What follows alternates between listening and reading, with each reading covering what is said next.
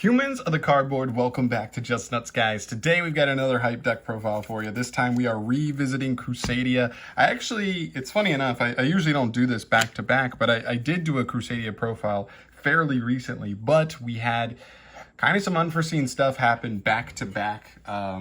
Very recently, we had the ban list, which is legal in a couple of days, but it got released a couple days ago.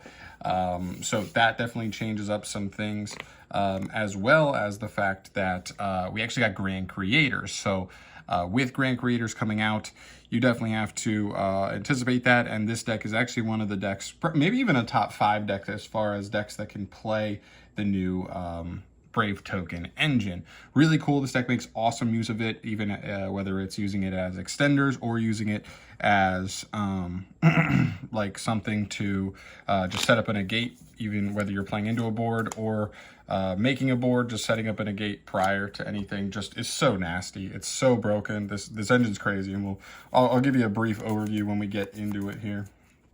So here we go. Starting off with our monster lineup, of course, you got to go in with the CRUSADIAs. It's a CRUSADIA deck. They're all starters. They're all extenders. They're all phenomenal. Some more phenomenal than others. Our premier 3, in my opinion, are Draco, Arborea, and Reclusia. Play them all at 3. In this order, I think Draco's probably the best one still because he's a +1. Arborea is next best because it's a tuner, so it helps us get into Howk lines, and it's Baling's Engrave for our CRUSADIA stuff. And Reclusia being a really good card to play into boards as well, just to try and like bait out negations and stuff. It's actually really nice. I like this card a lot. So there you go. Those are the 3 best ones. And then for the other ones, I play Triple Maximus. And actually only, I do play 3. I was playing 2 before in the last list, but I am on 3 Leonis now. Even though it is by far and away the worst CRUSADIA, its second effect almost never comes up.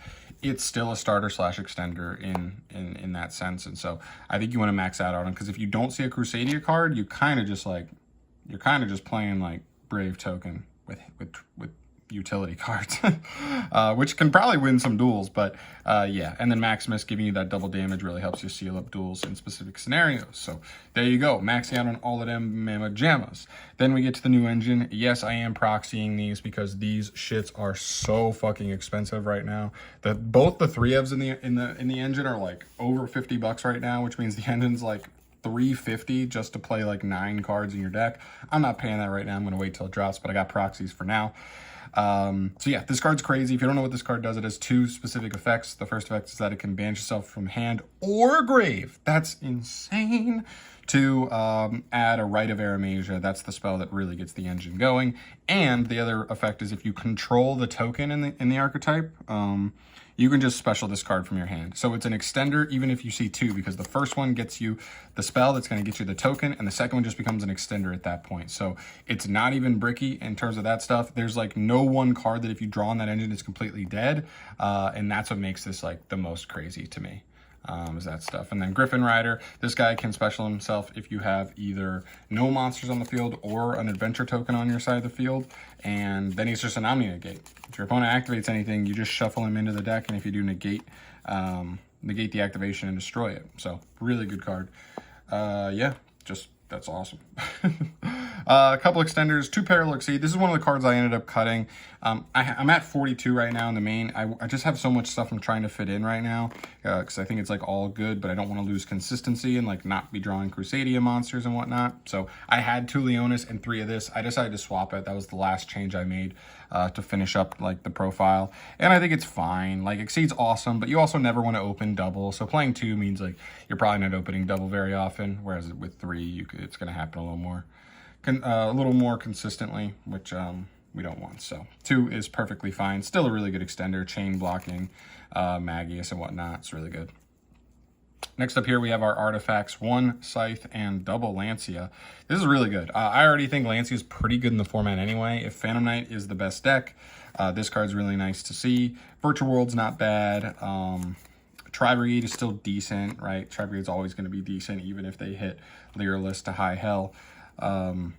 like this card just caps off the ceiling on a lot of those decks, and Crusadia is so good going second. That's all I'm looking for, right? I'm looking for a card that caps off the ceiling of my opponent's deck, so I only have to beat like 1 or 2 interruptions, and Crusadia can do that extremely consistently. This deck is, that's one of the things that's really cool about this deck. Like, the theory behind it is that, like, overall, Phantom Knight is probably like more consistently good with the Brave, with the Adventure token engine than Crusadia, but I do think Crusadia has a couple of bonuses. So if the PK deck ends up being like tier 1, like best deck in the game, I think this deck is arguably tier 2, maybe even tier 1.5. I really do think this deck is like really good, and if PK didn't exist, this may be like the best Adventure token deck in the game, seriously.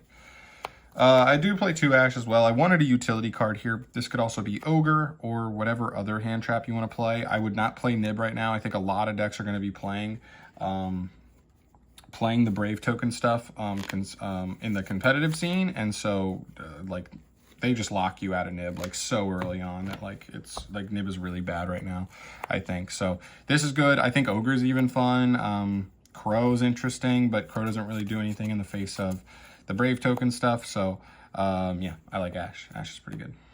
And then of course the bricks. These are the only 2 bricks in the entire deck. Dasher, Celestial.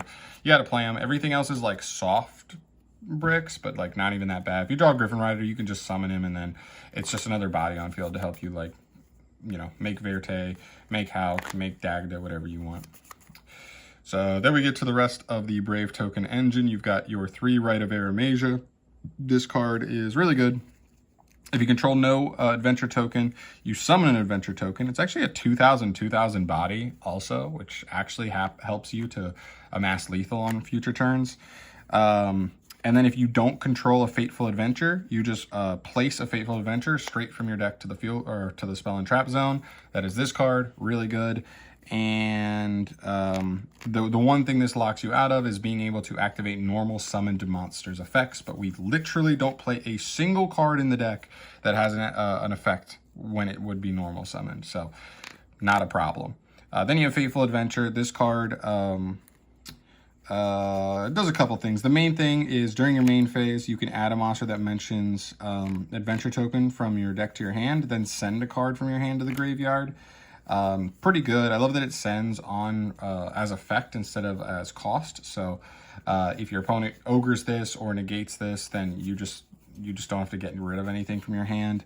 And then also, if you normal, or if any monster is normal or special summoned, you can take an equip spell from that mentioned adventure token from your deck and either add it to your hand or equip it to an adventure token. I know this is kind of complicated, but that's what this card comes in handy. It's just a free card, and this card is actually really nice utility removal for the deck as well, because it just says if this card is equipped to a non-effect monster, you can target any card your opponent controls, return it to the hand. Like, what? Just once per turn, bounce? That also helps you OTK on following turns. And it's such a free card because it means even if you didn't have anything else you wanted to discard, you could go adventure, grab this card, pitch it for that second effect, or get this before you even use this, like normal summon a monster after you've activated this, get this from the deck, and then pitch this for the other effect. And when this card is sent to the graveyard, you can target an adventure token you control and equip this to it. So this even comes back onto the token. It's crazy. This engine's insane. Sorry if you've already seen this and I already know what this engine does. But if you're really new, because this like just came out to this engine, like definitely like if your deck can play it, you should probably keep an eye on this stuff there, because it's so crazy good. All right, next up we have Double Fusion Destiny. Of course, I don't really need to explain that. DP is insane. 1 reinforcement of the army. This is for Arborea, and Arborea only. She is one of the best. She's one of the 2 best Crusadias in the deck, and we want consistency. We want to see her. We want to get to Hauk as often as we can. Monster Reborn, one of the best extenders in the game. But also, I just am pushing for like any deck that like doesn't like can make use of an extra body pretty well, just no matter what it is. You should probably be playing Monster Reborn. This card is just so insane. Being able to just like, I don't know, beta DPE, then reborn your opponent's DPE and use it to kill them, it's just like so insane. As long as you have stuff to pop on the field, you just like keep their DPE and just you pop other stuff.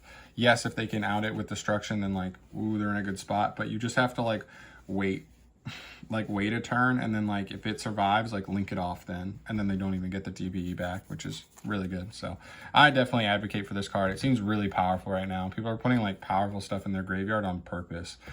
Like if you can add a Baronne de Fleur and then you can reborn it, like you're cracked, right? All right, triple Forbidden Chalice and Artifact Ignition are my utility spells here, finishing us off on the 42 card main deck. Chalice is just great. I still like Chalice a lot in the format, helping us play into stuff. I would consider playing Droplet over this. I think Droplet's just a little higher ceiling, and it allows you to, like, even if they do set up like the adventure token stuff and the Griffin Rider, like this just baits Griffin Rider, whereas potentially the Droplet can like hit the Griffin Rider and hit like one or two other cards at the same time. You might have to give up another card or two from your hand, but depending on what your hand is, you don't mind giving up certain stuff.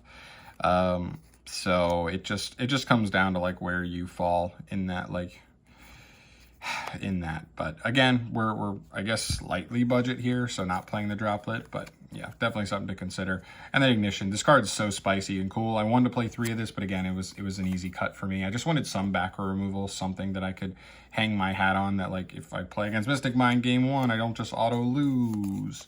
Or a Floodgate, like Ignition can save my cheeks, but really good, gets us access to extra artifacts, and we usually end on 2 ways to pop our own artifact, so we could potentially Lancia and Scythe our opponent, which like no deck beats that. Like not even Flunders, because then you're just hitting them with Lancia, the Lancia part of the combo, and so then you just have easy OTK going into the next turn. It's insane. But yeah, 42 in the main. I feel pretty good about it, honestly. I think that's pretty well poised for the current format. And we'll see. Moving into the extra deck, double Magius and Link Spider for the Link 1s. Magius, you have to play 2. If your hand is weaker and you get stopped turn 1, you want to be able to try and play on the next turn. Or even if you make a board and your opponent like is able to break through it, you want to have the second one to be able to try and grind and amass a comeback. So that, and there's Link Spider. So this is here specifically for if you either get nibbed or you need to turn your adventure token into a effect monster, because sometimes people are going to start playing Ogre right now in the format. I'm telling you now. And so you want to be able to go like Fateful Adventure or Fateful Journey, whatever it's called. When you use it to like do the add effect or the effect to get a free equip, your opponent's probably going to Ogre it, right? Just so you don't get to resolve and the card gets removed from the field.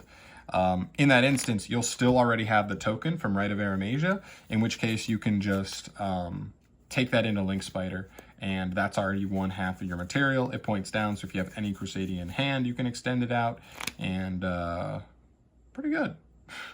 Pretty good. Yeah, so that's it for the Link 1s. For the Link 2s, we're on Hulk, Anaconda, Dagda, and then like I guess sort of a spicy tech, but it's more so like whatever. It's security dragon. The idea here is like if you make Magius and you have like Parallel Exceed, or you're using something like the Aquamancer as an extender, because you opened 2, or you just like you opened it with like Rite of Arimasia, you can use that as an extender. Then you can just make Security Dragon into a board just to try and get a bounce like immediately. It can bait out something, and then it's still like effect monsters, so that you can just take like this and the Magius like into like either a Link 3 or your Verte or whatever else you want. It's kind of okay. Mainly I'm playing this because I don't have a second Hulk. I think I'd probably play a second Hulk over this. It allows you to use your first Hulk like turn 1 to like do your board, and then on the crackback, or once you get the like the turn come back around to you, you can make another Hulk just to go like summon a free body, get into access codes super easily, before, like going Unicorn first to like shuffle something, and then OTK. So I think double Hulk is probably correct, but it's fine. For the Link 3s, I'm on Equimax, Selene, and Unicorn.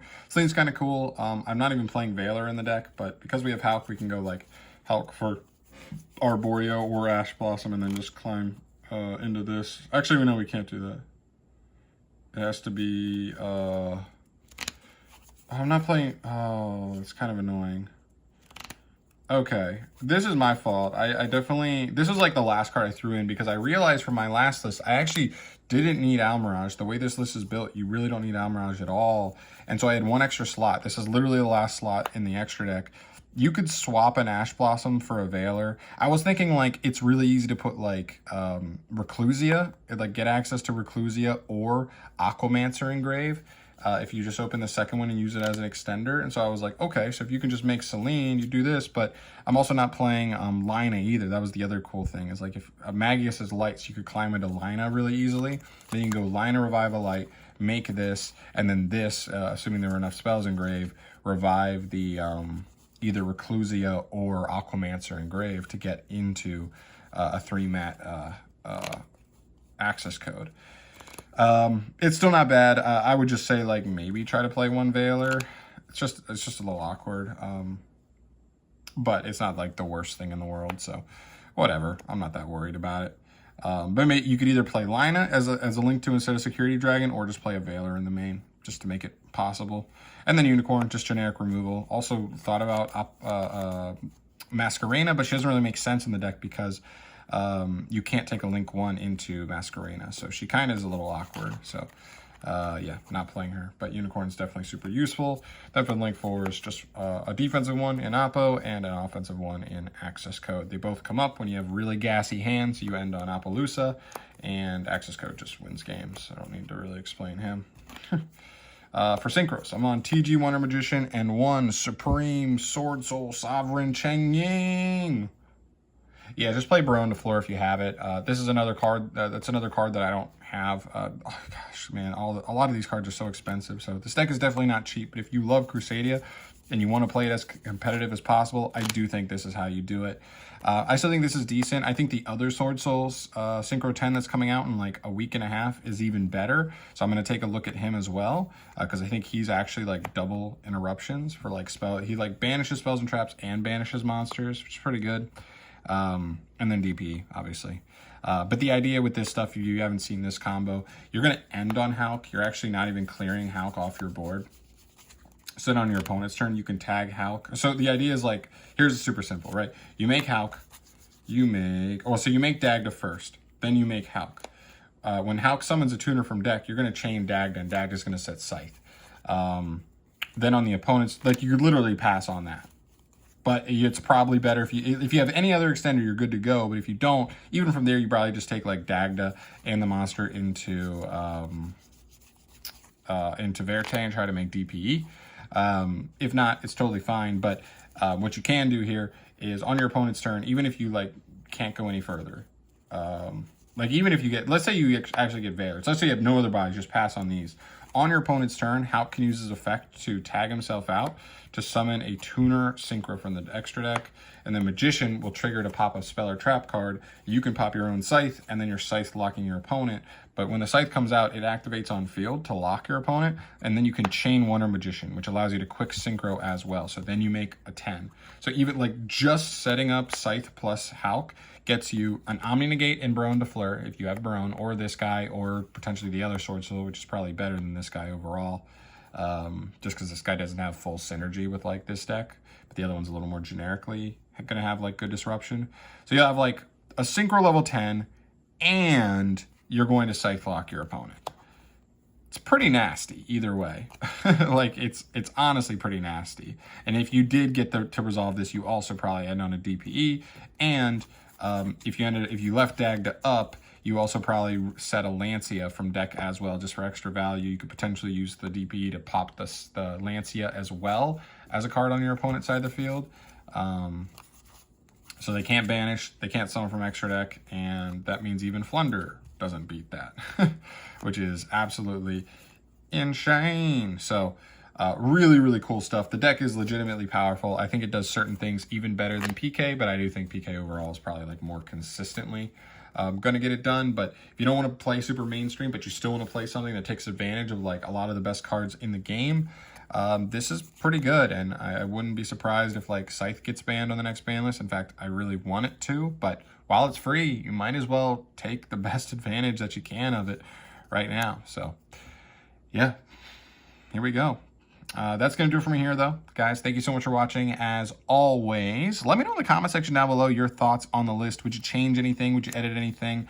We're still super early into this format. If there's any utility cards, that's definitely one thing. I think these utility cards are pretty good in terms of like the Lancias, the Ashes, and then like the Chalices, and I wanted to have back removal. So what's better than Ignition in a deck where you're playing 3 different artifacts?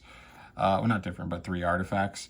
So yeah, let me know your thoughts. If there's anything you would swap around, maybe even extra deck stuff. I do have like 2 workable spots, being the Selene and the Security Dragon. Love to hear that, your thoughts on that stuff as well. And yeah, that's going to do it for me here. Thank you so much for watching, guys. I will catch you in the next one. Subscribe if you haven't. I'll catch you in the next one. I love you. Peace.